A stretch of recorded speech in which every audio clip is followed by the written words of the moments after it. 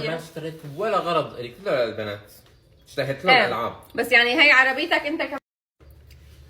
هو أخذ البنات بعربية وأنا رحت بعربية تانية، فكل واحد عبى أشياء. أنت أخذتي عربية صغيرة بس مفعولها كبير، طلعت عميقة يعني ما شاء الله. جمعت تعبت والله. المطبخ جبتها، أهم شيء هذا الصحن، أهم شيء خلصنا من هالموضوع. نكتشف إنه ناقصنا أغراض. هي أغراض المطبخ ما بتخلص يعني، لحد ما خلص يضل بنقصه. شوربة الطاحونة، مو طاحونة، شو اسمها، ميكسر. بس الكهربائيات ما خلصنا ترى. اير فراير روحتي عليك الفرصة. كنا عم نشتري والفرص قال لي خديها لك خديها. الفرص ما حبيت. اير فراير معك بس بكره شو بتعمل؟ تدخل على النت تطلب وحده. حسام لحق حالك وسكر حساب. كل هو نايم بس هذا بتذكر ما شاء الله عنا رولا ما مقصره، اكبر هكرجيه في العالم. طيب الاير فراير الي يعني من الاير فراير واغراض المطبخ يعني.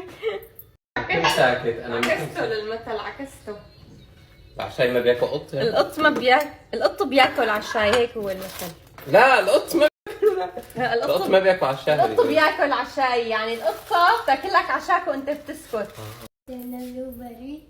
معلش. بس مختلف.